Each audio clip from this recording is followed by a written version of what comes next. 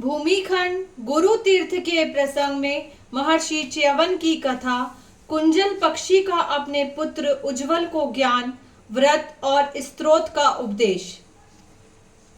When ने कहा, भगवान देव देवेश्वर, आपने मुझ पर कृपा करके भार्या तीर्थ, परम उत्तम पितृ तीर्थ एवं परम पुण्यदायक मातृ तीर्थ का वर्णन किया। ऋषिकेश, अब प्रसन्न होकर मुझे गुरु तीर्थ की महिमा बतलाइए। भगवान श्री विष्णु बोले, राजन, गुरु तीर्थ बड़ा उत्तम तीर्थ है, मैं उसका वर्णन करता हूँ। गुरु के अनुग्रह से शिष्य को लौकिक आचार व्यवहार का ज्ञान होता है, विज्ञान की प्राप्ति होती है और वह मोक्ष प्राप्त कर लेता है। जैसे सूर्य संपूर्ण लोकों को प्रकाशित करते हैं, उसी प्रकार गुरु शिष्यों को उत्तम बुद्धि देकर उनके अंतर जगत को प्रकाशपूर्ण बनाते हैं। सूर्य दिन में प्रकाश करते हैं, चंद्रमा रात में प्रकाशित होते हैं और दीपक केवल घर के भीतर उजाला करता है, परंतु गुरु अपने शिष्य के हृदय में सदा ही प्रकाश फैलाते रहते हैं। वे शिष्य के अज्ञान में अंधकार का नाश करते हैं, अतः शिष्यों के लिए गुरु ही सबसे उत्तम तीर्थ है। यह समझकर शिष्य को उचित है कि वह सब तरह से गुरु को प्रसन्न रखे। गुरु को पुण्यमय जानकर मन, वाणी और शरीर तीनों की क्रिया से उनकी आराधना करता रहे। नृप श्रेष्ठ भार्गव वंश में उत्पन्न महर्षि च्यवन मुनियों में श्रेष्ठ थे। एक दिन उनके मन में यह विचार हुआ कि मैं इस पृथ्वी पर कब ज्ञान संपन्न होऊंगा। इस प्रकार सोचते सोचते उनके मन में यह बात आई कि मैं तीर्थ यात्रा को चलूं, क्योंकि तीर्थ यात्रा अभिष्ट फल को देने वाली है। ऐसा निश्चय करके वे पिता आदि को तथा पत्नी, पुत्र और धन को भी घर पर ही छोड़कर तीर्थ यात्रा के प्रसंग से भूतल पर विचरने लगे। मुनीश्वर च्यवन ने नर्मदा, सरस्वती तथा गोदावरी आदि समस्त नदियों और समुद्र के तटों की यात्रा की। अन्य अन्य क्षेत्रों, संपूर्ण तीर्थों तथा पुण्यमय देवताओं के स्थान में भ्रमण किया। इस प्रकार यात्रा करते हुए वे ओमकारेश्वर तीर्थ में आए और एक बरगद की शीतल छाया में बैठकर सुखपूर्वक विश्राम करने लगे। उस वृक्ष की छाया ठंडी और थकावट को दूर करने वाली थी। मुनिश्रेष्ठ च्यवन वहां लेट गए। लेटे लेटे ही उनके कानों में पक्षियों का मनोहर शब्द सुनाई पड़ा, जो ज्ञान विज्ञान से युक्त था।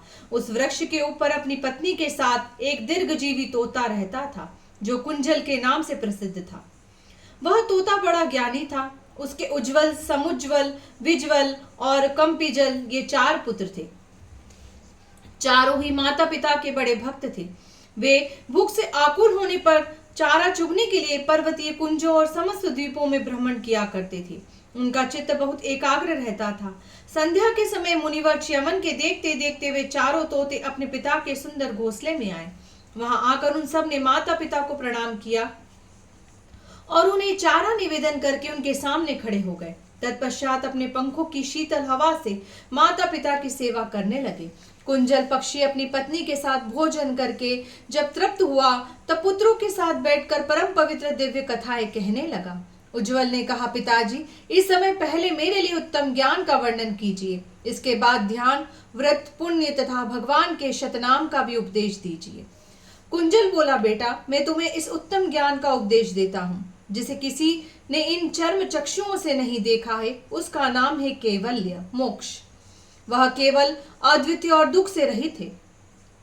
जैसे वायु शून्य प्रदेश में रखा हुआ दीपक हवा का झोंका न लगने के कारण स्थिर भाव से जलता है और घर के समूचे अंधकार का नाश करता रहता है, उसी प्रकार केवल ये स्वरूप ज्ञान में आत्मा सब दोषों से रहित और स्थिर है। उसका कोई आधार नहीं है, वही सबका आधार है। बेटा, वह आशा तृष्णा से रहित और निश्चल है। आत्मा न किसी का मित्र है न शत्रु। उसमें न शोक है न हर्ष, न लोभ है न मात्सर्य। वह भ्रम, प्रलाप, मोह तथा सुख दुख से रहित है। जिस समय इंद्रियां संपूर्ण विषयों में भोग बुद्धि का त्याग कर देती है, उस समय सब प्रकार के आसक्तियों से रहित केवल आत्मा रह जाती है। उसे केवल रूप की प्राप्ति हो जाती है। जैसे दीपक प्रज्वलित होकर जब प्रकाश फैलाता है, तब बत्ती के आधार से वह तेल को सोखता रहता है, फिर उस तेल को भी काजल के रूप में उगल देता है। महामते, दीपक स्वयं ही तेल को खींचता और अपने तेज से निर्मल बना रहता है। इसी प्रकार देह रूपी बत्ती में स्थित हुआ आत्मा कर्म रूपी तेल का शोषण करता रहता है। वह विषयों को काजल बनाकर प्रत्यक्ष दिखा देता है और जब से निर्मल होकर स्वयं ही प्रकाशित होता है। उसमें क्रोध आदि दोषों का अभाव है। क्लेश नामक वायु उसका स्पर्श नहीं करती। वह निस्पृह और निश्चल होकर स्वयं अपने तेज से प्रकाशमान रहता है। स्वकीय स्थान पर स्थित रहकर ही अपने तेज से संपूर्ण त्रिलोकी को देखा करता है। यह आत्मा केवल ज्ञान स्वरूप है, इसी को परमात्मा कहते हैं। इस परमात्मा का ही मैंने तुमसे वर्णन किया है। अब मैं चक्रधारी भगवान श्री विष्णु के ध्यान का वर्णन आरंभ करता हूँ। वह ध्यान दो प्रकार का है, निराकार और साकार। निराकार का ध्यान केवल ज्ञान रूप से होता है, ज्ञान नेत्र से उसका दर्शन किया जाता है। योग युक्त महात्मा तथा परमार्थ परायण सन्यासी उन सर्वज्ञ एवं सर्वदृष्टा परमेश्वर का साक्षात्कार करते हैं। वत्स, वे हाथ पैर से हीन होकर भी सर्वत्र जाते और समस्त चराचर त्रिलोकी को ग्रहण करते हैं। उनके मुख और नाक नहीं है, फिर भी वे खाते और सूंघते हैं। बिना कान के ही सब कुछ श्रवण करते हैं। वे सबके साक्षी और जगत के स्वामी हैं। रूपहीन होते हुए भी 5 इंद्रियों से युक्त रूप धारण करते हैं। समस्त लोकों के प्राण हैं। चराचर जगत के जीव उनकी पूजा करते हैं। बिना जीवा के वे बोलते हैं। उनकी सब बातें वेद शास्त्रों के अनुकूल होती है। उनकी त्वचा नहीं है, फिर भी वे सबके स्पर्श का अनुभव करते हैं।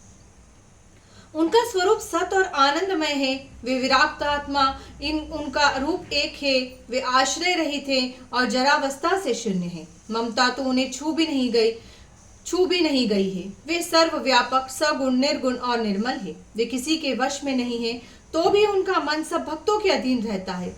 वे सब कुछ देने वाले और सर्वज्ञों में श्रेष्ठ हैं। उनका पूर्ण रूप से ध्यान करने वाला कोई नहीं है। वे सर्वमय और सर्वत्र व्यापक है। इस प्रकार जो परमात्मा के सर्वमय स्वरूप का ध्यान करता है, वह अमृत के समान सुखदायी और आकार रहित परम पद मोक्ष को प्राप्त होता है। अब परमात्मा के ध्यान का दूसरा रूप साकार ध्यान बतलाता हूँ। मूर्तिमान आकार के चिंतन को साकार ध्यान करते हैं, तथा जो निरामय तत्व का चिंतन है उसे निराकार ध्यान कहा गया है। यह समस्त ब्रह्मांड जिसकी कहीं तुलना नहीं है, भगवान की वासना से वासित है। भगवान में ही इसका निवास है, इसलिए उन्हें वासुदेव कहते हैं। वर्षा के लिए उन्मुख मेघ का जैसा वर्ण होता है, वैसा ही उनका भी वर्ण है। वे सूर्य के समान तेजस्वी, चतुर्भुज और देवताओं के स्वामी हैं। उनके दाहिने हाथ में एक में सुवर्ण और रत्नों से विभूषित शंख शोभा पा रहा है। बाएं हाथों में से एक में चक्र प्रतिष्ठित है, जिसकी तेजोमय आकृति सूर्यमंडल के समान है। कोमोद की गदा जो बड़े बड़े असुरों का विनाश करने वाली है, उन परमात्मा के दूसरे बाएं हाथ में सुशोभित है, तथा उनके दूसरे दाहिने हाथ में सुगंधपूर्ण महान पद्म शोभा पा रहा है। इस प्रकार आयुधों सहित भगवान कमलापति का ध्यान करना चाहिए। शंख के समान ग्रीवा, गोल गोल मुख और पद्मपत्र के समान बड़ी बड़ी आंखें अत्यंत मनोहर जान पड़ती है। रत्नों के समान चमकीले दांतों से भगवान ऋषिकेश की बड़ी शोभा हो रही है। उनके घुंघराले बाल हैं, बिंबा फल के समान लाल लाल ओठ हैं, तथा मस्तक पर धारण किए हुए किरीट से कमल नयन श्रीहरि अत्यंत सुशोभित हो रहे हैं। विशाल रूप, सुंदर नेत्र तथा कौस्तुभ मणि से उनकी कांति बहुत बढ़ गई है। सूर्य के समान तेज से प्रकाशित होने वाले कुंडल और पुण्यमय श्रीवत्स चिन्ह से श्रीहरि सदा तैदीप्यमान दिखाई देते हैं। उनके श्याम विग्रह पर बाजूबंद, कंगन और मोतियों के हार नक्षत्रों के समान छवि पा रहे हैं।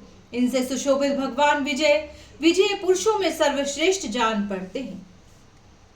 सोने के समान रंग वाले पीतांबर से गोविंद की सुषमा और भी बढ़ गई है। रत्न जड़ित मुंदरियों से सुशोभित अंगुलियों के कारण भगवान बड़े सुंदर प्रतीत होते हैं।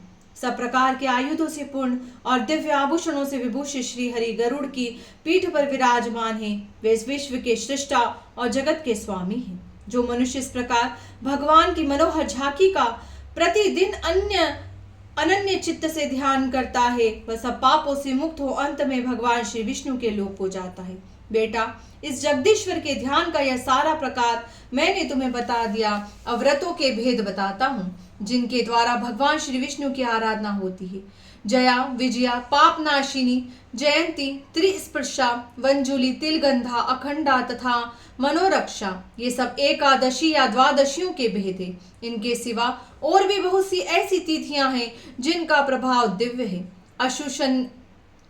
अशून्य शयन और जन्माष्टमी ये दोनों महान व्रत हैं। इन व्रतों का आचरण करने से प्राणियों के सब पाप दूर हो जाते हैं। पुत्र, अब भगवान के शतनाम स्तोत्र का वर्णन करता हूँ। यह मनुष्यों की पाप राशि का नाशक और उत्तम गति प्रदान करने वाला है। विष्णु के शतनाम स्तोत्र के ब्रह्मा ऋषि अनुष्टप छंद प्रणव ओमकार देवता है। संपूर्ण कामनाओं की सिद्धि तथा मोक्ष के निमित्त इसका विनियोग किया जाता है। ऋषिकेश इंद्रियों के स्वामी, केशव मधुसूदन मधु दैत्य को मारने वाले, सर्वदैत्य सुदन संपूर्ण दैत्यों के सहारक, नारायण अनामय रोग शोक से रहित, जयंत विजय कृष्ण अनंत वामन विष्णु विश्वेश्वर पुण्य विश्वात्मा, सुरार्चित देवताओं द्वारा पूजित, अनघ पाप रहित, अघहर्ता नारा सिंह श्री प्रिय लक्ष्मी के प्रियतम, श्रीपति श्रीधर श्रीध लक्ष्मी प्रदान करने वाले, श्रीनिवास महोदय महान अभ्युदयशाली, श्री राम माधव मोक्ष क्षमा रूप जनार्दन सर्वज्ञ सर्ववेता सर्वेश्वर सर्वदायक हरि मुरारी गोविंद पद्मनाभ प्रजापति आनंद ज्ञान संपन्न ज्ञानदायक अच्युत सबल चंद्र वक्त्र चंद्रमा के समान मनोहर मुख वाले, व्याप्त परावर कार्य कारण रूप संपूर्ण जगत में व्याप्त, योगेश्वर जगघोनी जगत की उत्पत्ति के स्थान, ब्रह्म रूप महेश्वर मुकुंद वैकुंठ एक रूप कवि ध्रुव वासुदेव महादेव ब्रह्मण्य ब्राह्मण प्रिय गोप्रिय गोहित यज्ञ यज्ञांग यज्ञवर्धन यज्ञों का विस्तार करने वाले, यज्ञ भोक्ता वेद वेदांग पारक वेदज्ञ वेद रूप विद्यावास, सुरेश्वर प्रत्यक्ष महाहंस शंखपाणी पुरातन पुष्कराक्ष वारह धरणीधर प्रद्युम्न कामपाल व्यासध्यात व्यास जी के द्वारा चिंतित महेश्वर महानीश्वर सर्वसौख्य महासौख्य सांख्य पुरुषोत्तम योग रूप महाज्ञान योगीश्वर अजित प्रिय असुरारी लोकनाथ पद्महस्त गदाधर गुहावास सर्ववास पुण्यवास महाजन वृंदानाथ बृहत्काय पावन पापनाशन गोपीनाथ गोपसख गोपाल गोगणाश्रय परमात्मा पराधीश कपिल तथा कार्य मानुष, संसार का उद्धार करने के लिए मानव शरीर धारण करने वाले आदि नामों से प्रसिद्ध सर्वस्वरूप परमेश्वर को मैं प्रतिदिन मन वाणी तथा क्रिया द्वारा नमस्कार करता हूँ। जो पुण्यात्मा पुरुष शतनाम स्तोत्र पढ़कर स्थिर चित्त से भगवान श्री कृष्ण की स्तुति करता है, वह संपूर्ण दोषों का त्याग करके इस लोक में पुण्य स्वरूप हो जाता है तथा अंत में वह भगवान मधुसूदन के लोक को प्राप्त होता है। यह शतनाम स्तोत्र महान पुण्य का जनक और समस्त पापों की शुद्धि करने वाला है। मनुष्य को ध्यान युक्त होकर अन्य चित्त से इसका जप और चिंतन करना चाहिए। प्रतिदिन इसका जप करने वाले पुरुष को नित्य प्रति गंगा स्नान का फल मिलता है, इसलिए सुस्थिर और एकाग्रचित होकर इसका जप करना उचित है। सुख की इच्छा रखने वाले पुरुष को चाहिए कि जहाँ शालग्राम की शिला तथा द्वारका की शिला गोमती चक्र हो, उन दोनों शिलाओं के समीप पूर्वोक्त स्त्रोत का जप करे। ऐसा करने से वह संसार में नाना प्रकार के सुख भोग कर अंत में अपने सहित 101 पीढ़ी का उद्धार कर देता है। जो कार्तिक में प्रतिदिन प्रातः स्नान करके मधुसूदन की पूजा करता है और भगवान के सामने शतनाम स्तोत्र को पढ़ता है, वह परम गति को प्राप्त होता है। बेटा, माघ स्नान करने वाला पुरुष यदि भगवान की पूजा करके उनका ध्यान करता और इस स्त्रोत का जप अथवा श्रवण करता है, तो वह मदिरा पान आदि से होने वाले पापों का भी त्याग करके परम पद को प्राप्त होता है। बिना किसी विघ्न के उसे विष्णु पद की प्राप्ति हो जाती है। जो मनुष्य श्राद्ध काल में भोजन करने वाले ब्राह्मणों के सामने इस पापनाशक शतनाम स्तोत्र का पाठ करता है, उसके पितर संतुष्ट होकर परम गति को प्राप्त होते हैं। यह स्तोत्र सुख तथा मोक्ष प्रदान करने वाला है, निश्चय ही इसका जप करना चाहिए। जप करता मनुष्य भगवान श्री विष्णु की कृपा से पूर्ण सिद्ध हो जाता है, उसे सब प्रकार की सिद्धियां प्राप्त हो जाती है। संक्षिप्त पद्म पुराण।